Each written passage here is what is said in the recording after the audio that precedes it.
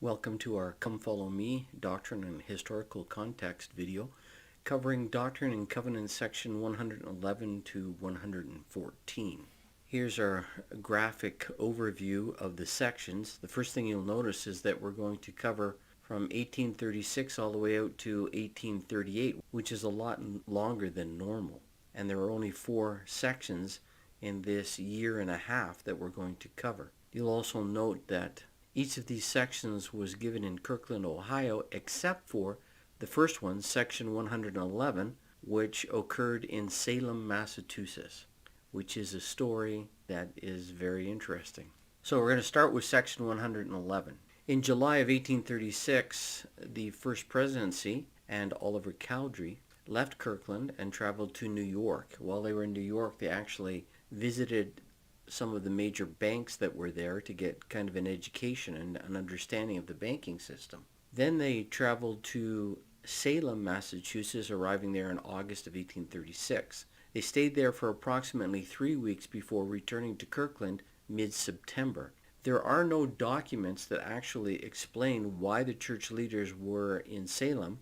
There are some later accounts that give some insight into the possible reasons for this trip. In the summer of 1836, the prophet and the other church leaders were deeply concerned about the amount of debt that the church had accumulated as they had built the Kirkland Temple and purchased lands in Ohio and Missouri and funded Zion's camp. The church also needed funds to buy land for church members in Missouri who had been forced from their homes. The Lord had instructed them to pay all their debts. However, they weren't able to do so because they had lost most of their income-producing businesses, such as the Sidney Gilbert store and the printing office in Independence, Missouri. Now, I'm going to go off topic here slightly, or what would appear to be off topic. As most of you have probably guessed by now, I'm a little bit of a history nerd. But what you don't know, likely, is that my history is self-taught. It's an interest that I've had for many years. My actual work background and education is in finance and economics. And so I'm going to take a little bit of a detour here. We'll do this in order to help people to understand a little bit about what's happening in the world in 1836, 37, and 38. And a background understanding of historically what happened and economically what was going on will help you to understand these sections a little bit more. So the first area that we're going to talk about is merchant banking. And I know you're probably rolling your eyes over this, but you need to have a basic understanding of the banking system and in particular how it was created. And we don't have time to do a 600 or 700 or 800 year history of it, so I'll give you a very simplified idea. If you have merchandise like cottons, or if you're buying and selling things like slaves, you don't want to carry around a bunch of gold, which is very, very heavy, which was the common way to pay for things. And so with international trade happening, they created merchant banks and then eventually banks where you could trade paper assets who would then in turn transfer the gold back and forth amongst themselves. So for example, if you were buying something in England, you would go to a merchant bank in London and you would have some commercial paper drawn up or some banknotes, and then you would trade those instead of having to trade the actual commodity or to carry around all that gold. So that's how paper money was created. Now you need to understand this for the very particular reason of what's going on in the United States at this time. Okay, in addition to this, historically, you need to understand that in about 25 years before this time period, Mexico had declared independence from Spain. And the important thing to understand about Mexico's independence is that they then began to control the gold and silver mines that were in Mexico. That's important to know because Mexico was highly valued for the coins they minted of gold and silver. So if you look at a map historically at this time period, you can see that the United States is quite small. Mexico is a brand new country, as is the United States, but it's quite large. And then there's this bunch of unorganized territory that exists. And then up here, of course, we have Upper Canada and the United Kingdom. This northern area right here, the northern Mexico area and western unorganized territories as well as much of Canada, was very sparsely populated. There were very, very few people. Now, the next thing you need to know, or you need to remember, is the Alamo. The Texans were striving to become independent of Mexico. The Mexican government never really recognized the independence of the Texans. They went to war. Texan army held up a rather large army that outnumbered them 10-1 and then slaughtered the entire group of people that were there. Later, the next month, there was another battle in which the Texans were victorious, and then they created the Republic of Texas, which lasted about 10 years and then was eventually annexed into the United States. Now, I've shown you this before. You can see here is independence. And independence was the beginning of what they called the Santa Fe Trail. And the reason I'm telling you this is because it was possible to take goods produced in the United States, travel along the Santa Fe Trail, and trade your goods at an immense profit for solid currency. And what I mean by solid currency is that you could get gold and silver coins from Mexico, which were very abundant, and you could make a huge profit. In fact, a lot of people liked this kind of life, this free life, because you could make a lot of money. And then when you returned to independence, of course, there was a lot of gambling. There were many houses of ill repute. There's this escape from the drudgery of regular life, family, wife, children, and a regular job. And you can see that this lifestyle that occurred in independence was very, very different from the lifestyle of the members of the church that were trying to settle in that area. Then the last piece of this puzzle that you need to understand is that Andrew Jackson, who was the president of the United States at this time, and a great military leader, a great general, was not a great economist. And what he did in September of 1833 was to abolish the central bank charter, or actually he just didn't renew it. And as a result, the individual states were given an increased responsibility with respect to the governing of banks and currency and money. And as a result, even today, you find in the United States that the regional banks have a stronger presence, a much stronger presence than you would say in Canada. In Canada, our federal or national banks have a much greater presence. Now, I've told you all of that so that I can continue with the story about Joseph Smith in Salem. Many decades after their visit to Salem, Massachusetts, there was an individual named Ebenezer Robinson, who was a former member of the church, who wrote an account of what happened when they went to Salem. Ebenezer was an active member of the church while Joseph Smith was alive. He was a 70. He was a clerk for the High Council. He was a High Councilman. He survived the whole Missouri episode and became editor for the Times and Seasons. But then after the death of Joseph Smith, he migrated away from the church. He joined one of the break-off sects with Sidney Rigdon, and then he actually was baptized a member of the Reorganized Church, and then he became affiliated with David Whitmer's Church of Christ. Many of the accounts that I've read this week have indicated that likely Ebenezer was what we would call a hostile witness or a hostile account of what happened in Salem. In other words, we can't trust it 100%. We know that they went there. Ebenezer talks about a member named Brother Burgess who went to Kirkland, Ohio in 1836 and told Joseph Smith about this certain house, that there was a huge treasure located in the house. Nobody was living there, and that they should go and get the treasure. So why was this important? In addition to not renewing the central bank charter, Andrew Jackson also passed a law that required all the purchase of the new government land to be in hard currency. That meant in coin of gold or silver. And this heavily undermined the faith that people had in paper money, because it was no longer backed in that sense by the government of the United States. As a result, the discovery of a treasure, of a chest full of, say, gold or silver, would be an incredible find, would be worth an incredible amount of money, simply because of the loss of faith in the paper money. In any case, according to this account, they were never able to find that particular house which they intended to buy and thus retrieve the treasure. It is possible that Joseph Smith and other church leaders had decided to search for this hidden money so that they could pay the debt. They did lease a house in Salem and preached the gospel there for several weeks. They, in fact, visited many of the local historical sites. While they were there, Joseph Smith asked the Lord and received by revelation Doctrine and Covenants, section 111. Now, this section was actually never canonized until the 1876 edition. What the Lord accomplished through their trip to Salem remains unknown. Some people assume that it was simply a failure.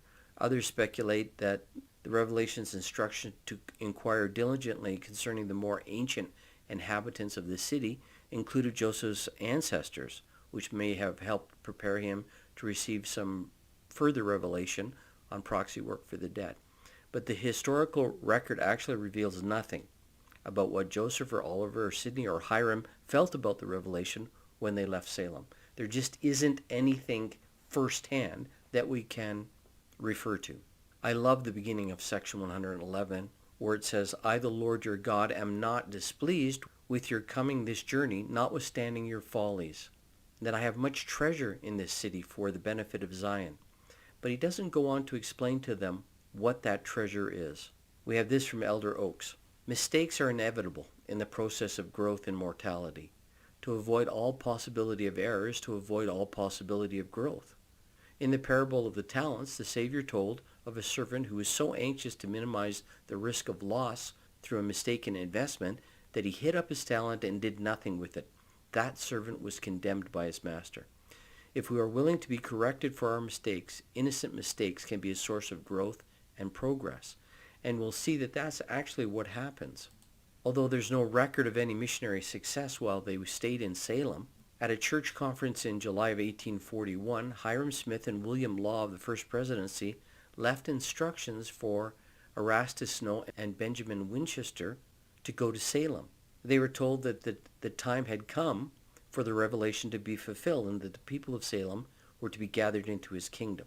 Elder Snow and Winchester arrived in Salem in 1841. They preached tirelessly, but had no success initially. After preaching for several months, Elder Snow, who had remained, baptized the first converts in November of 1841, and then he organized a branch in 1842 that consisted of 53 members. And by February, the Salem branch had doubled to more than 110 members.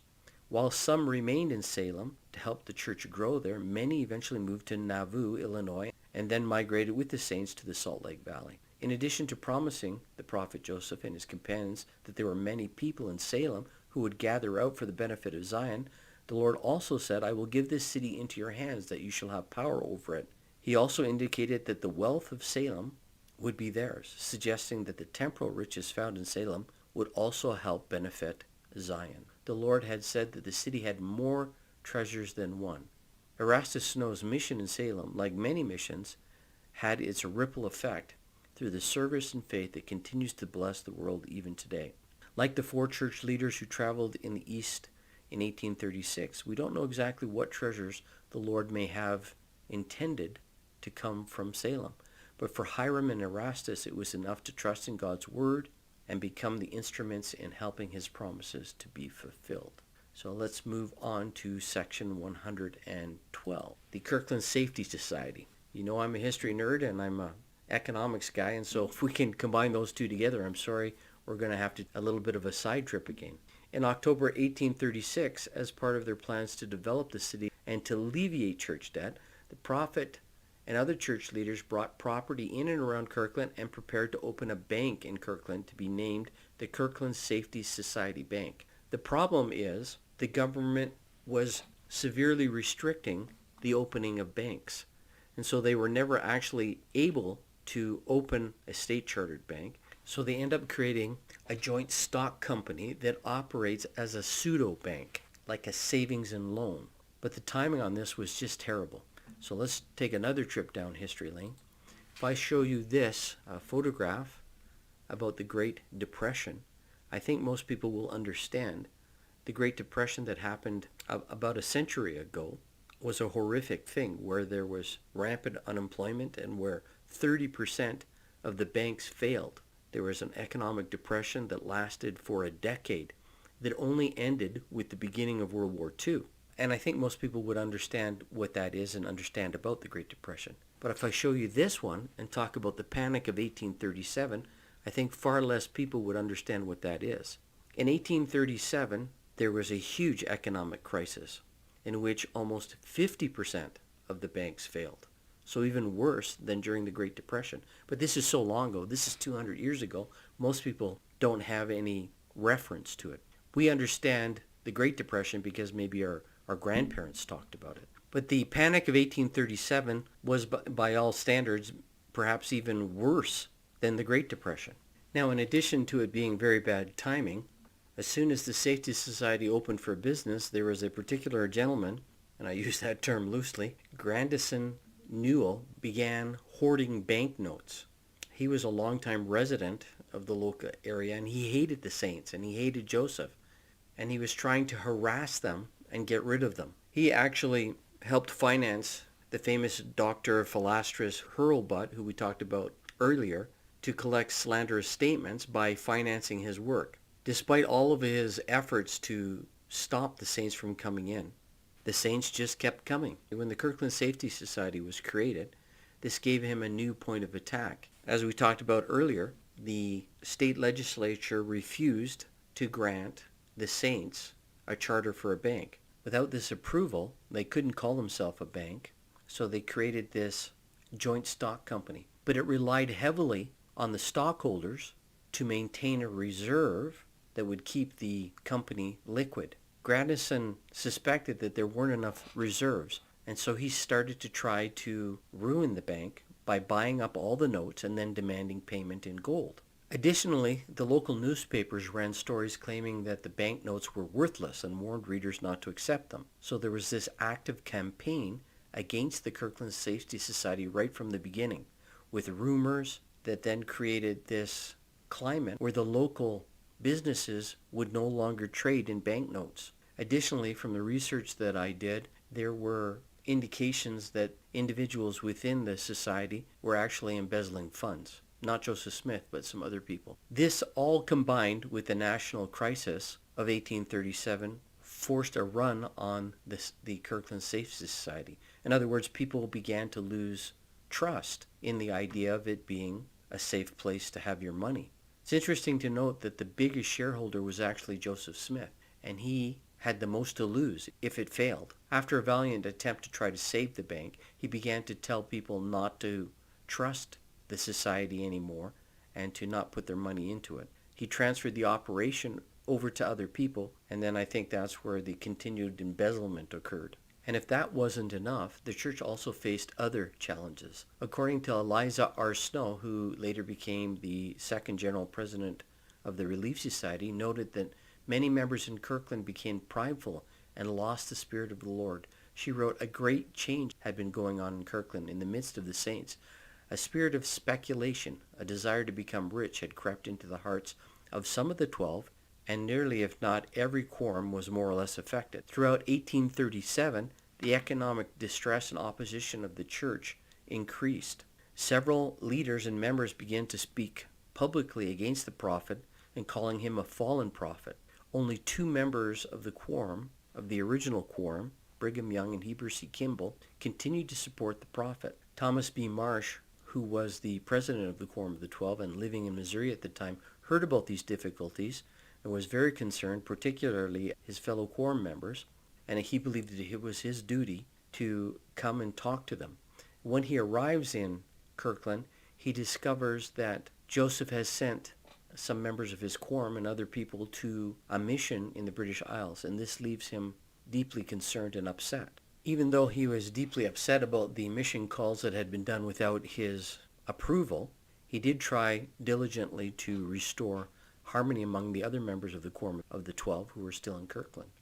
He was somewhat successful in doing this. He was also concerned about his own status and what he should do and how he should handle these problems within the quorum, and so he inquired of Joseph Smith, who then received section 112. Reading from section 112, we have, "And verily I say unto you, there have been some few things in thine heart, and with thee, which I, the Lord, was not well pleased. Nevertheless, inasmuch as thou hast abased thyself, thou shalt be exalted. Therefore all thy sins are forgiven thee. And we've talked about this before. The Lord is very, very willing to forgive our sins if we ask and if we humble ourselves and follow his commandments. We have this from President Gordon B. Hinckley. There's no place for arrogance in our lives. There's no place for conceit. There's no place for egotism. We have a great work to do. We have things to accomplish. We need direction in the pursuit of our education. We need help in choosing an eternal companion. The Lord has said, Be thou humble, and the Lord thy God shall lead thee by the hand and give thee answer to thy prayers. What a tremendous promise it is to be given this statement. Further in this section, the Lord instructs Thomas to admonish the 12 for their sins and to tell them to be more faithful unto the Lord, and that after their temptations and after much tribulation, the Lord will feel after them, and if they harden not their hearts and stiffen not their necks, they shall be converted, and I will heal them. And this he's talking about is the quorum of the 12 apostles. President Young wrote an experience that took place during this time in which he stood in support of the prophet. On a certain occasion, several of the 12, the witnesses to the Book of Mormon, and others of the authorities of the church held a council in the upper room of the temple. The question before them was to ascertain how the prophet Joseph could be deposed. And David Whitmer appointed president of the church. Father John Smith, Brother Heber C. Kimball, and others were present, who were opposed to such measures. I rose up and in plain and forcible manner told them that Joseph was a prophet, and I knew it, and that they might rail and slander him as much as they pleased. They could not destroy the appointment of the prophet of God. They could only destroy their own authority, cut the thread that bound them to the prophet and to God, and sink themselves to hell. And now you know why they call Brigham the Lion of the Lord. He didn't mince words.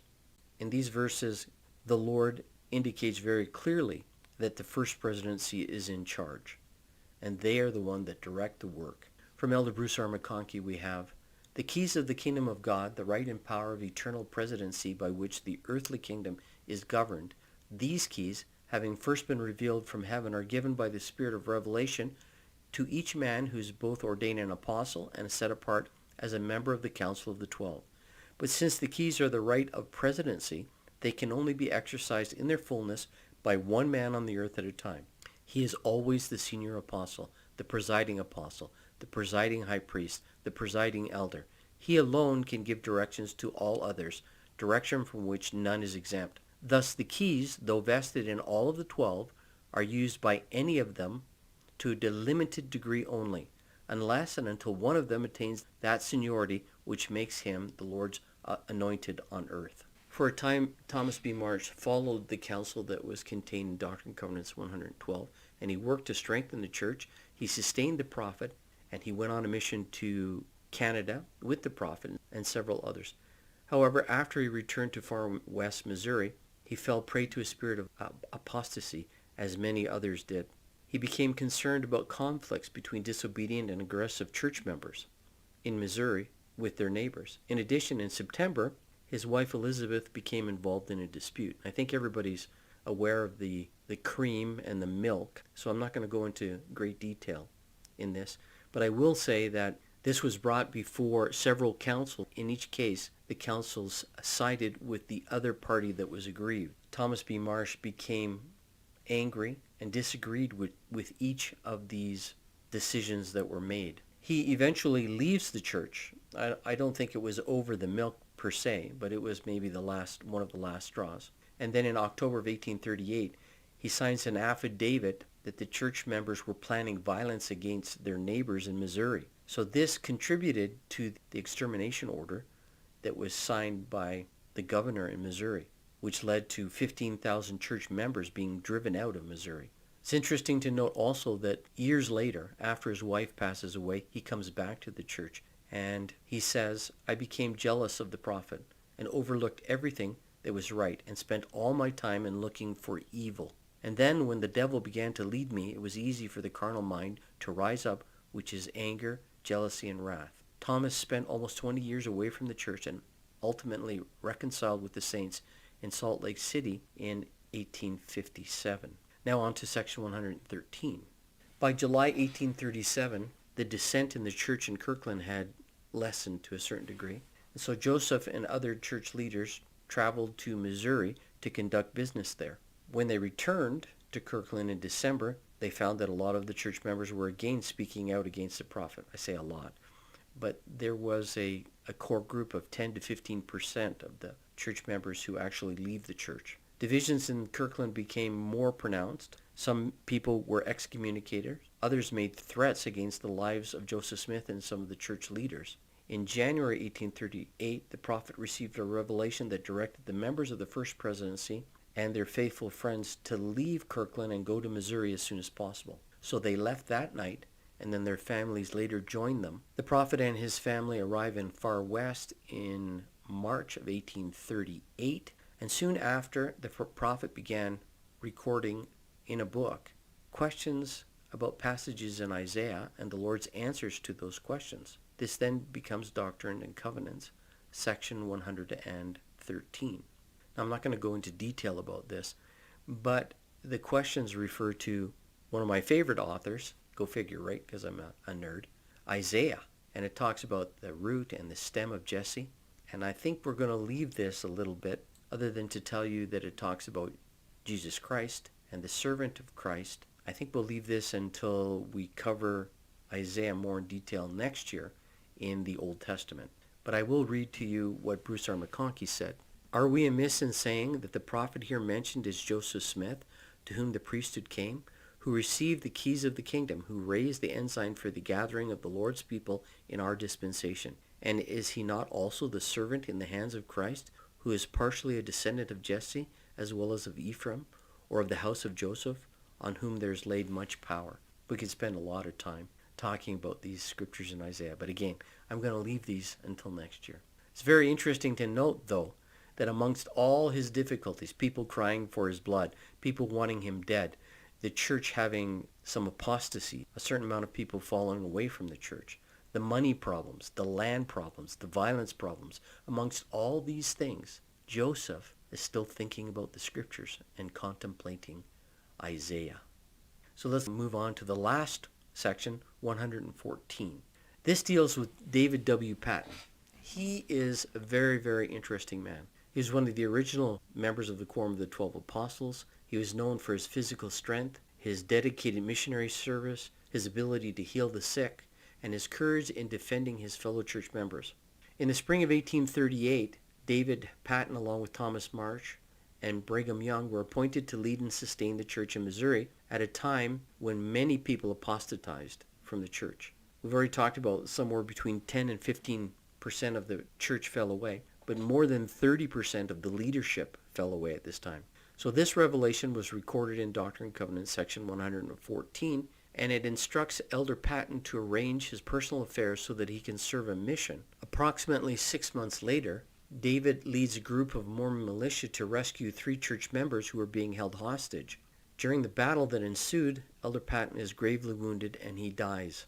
President Wilford Woodruff reported that Elder Patton once told the prophet that he had asked the Lord to let him die the death of a martyr, at which the prophet, greatly moved, expressed extreme sorrow. For, said he, when a man of your faith asks the Lord for anything, he generally gets it. On the day of David W. Patton's funeral, the prophet testified, there lies a man that has done just as he said he would. He has laid down his life for his friends. As a witness to David's faithfulness, the Lord later revealed, my servant David is with me at this time. David Patton I have taken unto myself. Behold, his priesthood no man taketh from him. It's interesting to note that many people at this time did not keep accurate records of births. They didn't really have birth certificates per se.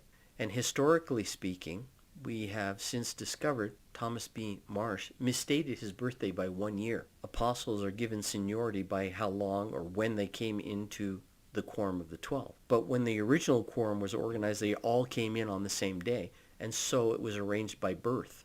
But with the mistaken birth date of Thomas B. Marsh, David W. Patton would actually have been the senior apostle. I testify that the Lord knows what's best for us, and that he's prepared the people that are necessary to teach us what we need to know in order to survive these difficult days. I'm looking forward to speaking more about these particular sections and some of the challenges that may exist for us today in our Wednesday meeting. I hope you'll join us at that time.